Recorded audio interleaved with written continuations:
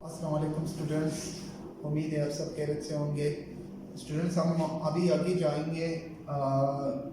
कल वाला लेक्चर जो हमने पढ़ा था वो हमारे पास क्वेश्चन नंबर 2 तक हम लोगों ने पढ़ा। अब हम पढ़ेंगे क्वेश्चन नंबर 3। क्वेश्चन नंबर 3 में हमसे क्या मांग रहा है कि right the power set of the following sets.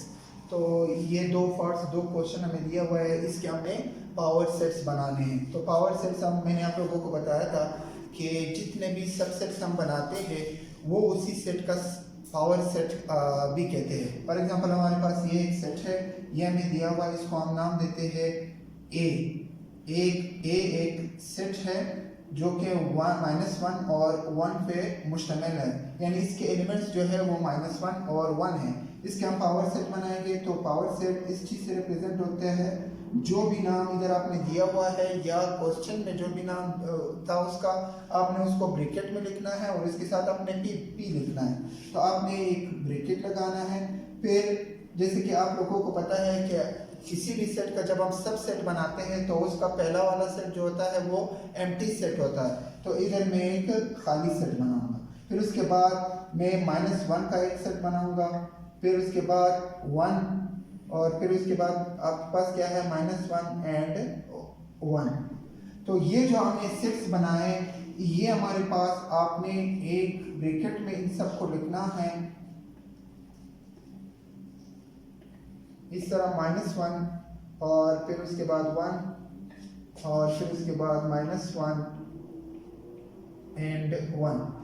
ये आपके पास क्या चीज बन गया है, जो आपने ये सेट्स बनाए उसको एक ही ब्रैकेट में लिखो, ये इसका पावर सेट कहलाता है। तो आई होप कि आप लोगों को समझ आ गया होगा पावर सेट क्या होता है। किसी भी सेट का जितने भी आप सब सेट्स बनाते हो वो उसी का पावर सेट कहलाता है। तो मैंने सब सेट के लिए एक छोटा सा फार्मूला आप लोगों को बताया था। वो फार्मूला आप लोगों को ज़हन में होना चाहिए कि वो फार्मूला हमारे पास क्या है। मैंने आप लोगों को बताया था कि 2n सही है। तो n आप 2n इस फार्मूले से हमें किस चीज़ का पता चलेगा, इस फार्मूले से हमें ये पता चलेगा कि कितने सेट्स हमने बनाने होते हैं। फॉर एग्जांपल इधर एलिमेंट हमें 2 दिए हुए हैं तो इसके कितने सबसेट्स बनेंगे। इधर एलिमेंट्स हमें दिए हुए हैं 3 एलिमेंट्स है, ए बी सी 3 एलिमेंट है, इसके कितने सबसेट्स बनेंगे तो वो आपने इस फार्मूले से याद रखना है। तो ये फार्मूला आपके पास क्या है 2n। तो n की जगह पे आपने क्या लगाना है, इधर सेट्स में आपके पास कितने एलिमेंट्स है 1 और 2, तो आपने n की जगह पे 2 लिखना है। तो 2 का पावर 2, इसका मतलब ये है कि 2 को 2 बार मल्टीप्लाइड कर दो।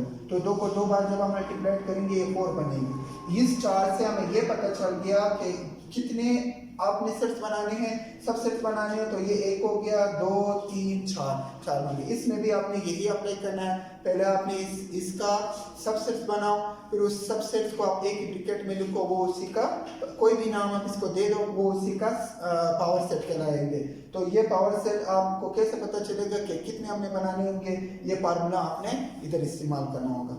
अब हम आते हैं इसके नेक्स्ट एक्सरसाइज। उससे पहले हम कुछ सेट ऑपरेशन ऑन सेट्स पढ़ेंगे कि ऑपरेशन ऑन सेट्स हमारे पास क्या होते हैं।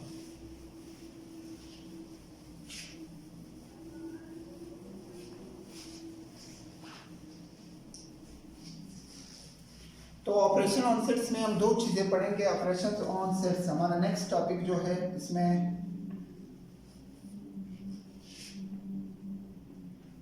Operation on sets.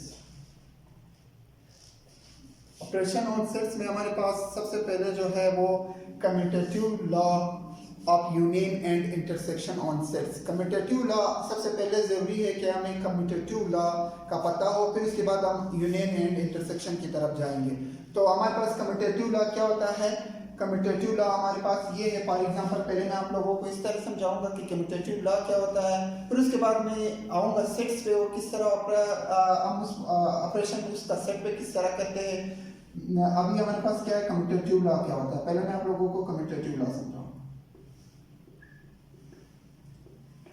Commutative law, for example हमारे पास 2 नंबर है, 1 + 2 है।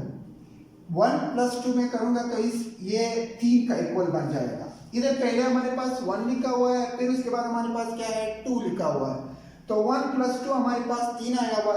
मैं इसको रिप्लेस करूंगा एक दूसरे को, 2 को मैं पहले लिखूंगा, 1 को मैं बाद में लिखूंगा। जब मैं इसको प्लस करूंगा तब भी इसका आंसर हमारे पास क्या चीज बन गया, 3 बन गया। तो ये कि किसी भी डिजिट का जब आप प्लेस चेंज करते हो और उसके आंसर पे कोई फर्क नहीं पड़े, उसको हम कम्यूटेटिव लॉ पढ़ते हैं, उसको हम कम्यूटेटिव लॉ पढ़ते हैं। तो ये कम्यूटेटिव लॉ हो गया। अब इसको यूनियन और इंटरसेक्शन में हमारे पास क्या होता है और उसमें ये किस तरह अप्लाई होता है। अभी तक देखो मैं थोड़ा आप लोगों को commutative law and commutative law with respective union and intersection. अब मैं लिखूंगा कम्यूटेटिव लॉ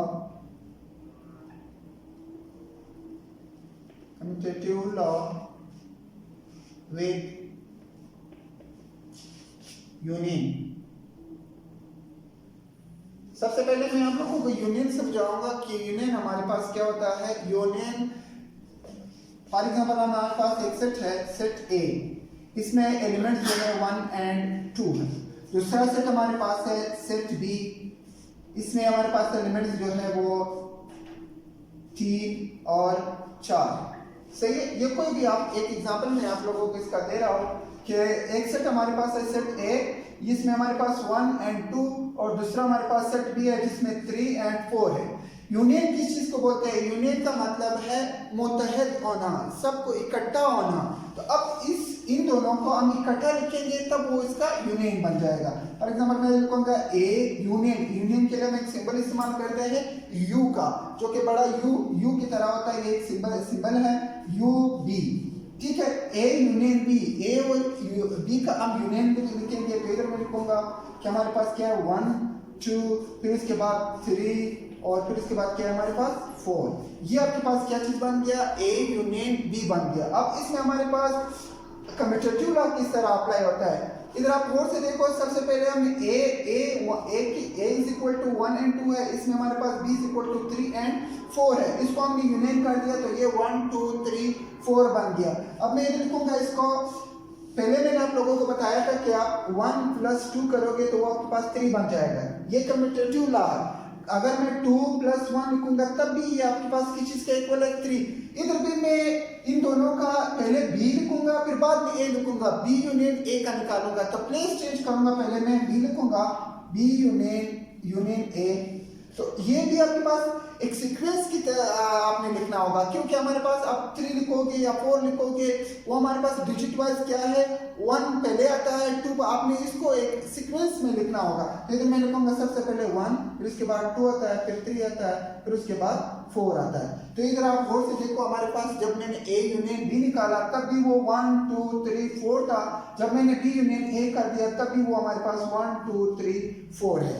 इसमें आपने एक चीज याद रखना है, इसमें मैंने ये जो एग्जांपल दिया है इसमें हमारे पास सब आपको एक 2 है तो दूसरे में 3 4 है। ये इस तरीके से भी हो सकता है कि ये हमारे पास 3 4 है, इस 3 4 के बजाय उसने 5 6 दिया हो, या आपके पास 7 8 दिया हो, या 9 10 दिया हो। आपने सिर्फ इसमें क्या करना होगा, एक सीक्वेंस वाइज आपने इसमें लिखना है। फॉर एग्जांपल 1 पहले आता है तो आपने 1 लिखना होगा। आपने इस तरीके से नहीं लिखना है कि 5 आप पहले लिखोगे 1 बाद में लिखोगे।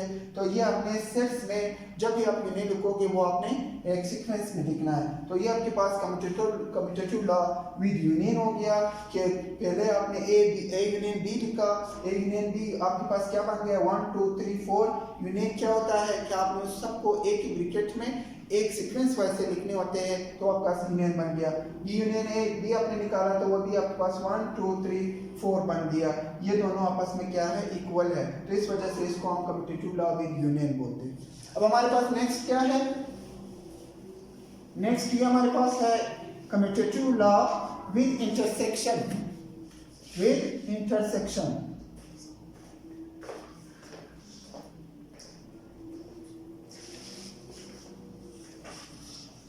Commutative law with intersection. अब इंटरसेक्शन वाला हमारे पास क्या है, फॉर एग्जांपल हमारे पास ए एक सेट है, उसके एलिमेंट है 1 2 3 4, और फिर उसके बाद हमारे पास क्या है, बी एक सेट है, इसमें हमारे पास 1 2 5 6 है।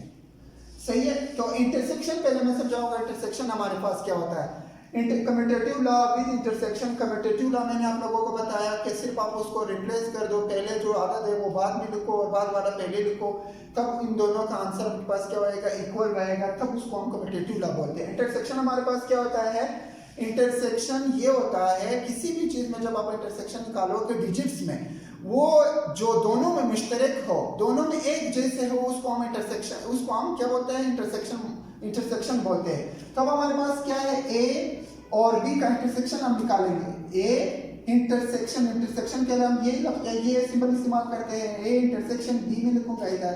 तो ए में हमारे पास कौन कौन से डिजिट है जो कि बी में भी है, 1 2 3 4, इधर हमारे पास 1 2, इसमें भी 1 2, लेकिन 5 और 6 ना 3 ना 4, इसमें 3 और 4 इसमें नहीं है, और इस सेट में 5 और 6 नहीं है, तो लिहाजा 1 और 2 ऐसे डिजिट है जो दोनों में कॉमन है या दोनों में मुश्तरक है, तो इसको हम इंटरसेक्शन बोलते हैं। तो इधर मैं लिखूंगा 1 2 एंड 2, ये आपके पास क्या चीज बन गया, ये आपके पास इंटरसेक्शन बन गई। अब मैं बी इंटरसेक्शन ए निकालूंगा, बी इंटरसेक्शन ए, ये आपके पास क्या है कि इसमें सबसे पहले आप बी में देखो, बी में भी आपके पास 1 2 है और ए में भी 1 2, जो दोनों में मुश्तरक है, तो इधर मैं लिखूंगा 1 एंड 2। तो आप इधर गौर से देखो, ए इंटरसेक्शन भी जब हमने निकाला 1 2 था, और जब बी इंटरसेक्शन हमने निकाला तब भी इसमें हमारे पास मुश्तरक क्या चीज था, 1 एंड 2। तो आई होप कि आप लोगों को समझ आ गया होगा। इंशाल्लाह नेक्स्ट जो एक्सरसाइज के होंगे वो हम नेक्स्ट लेक्चर में पढ़ेंगे। अल्लाह हाफिज़।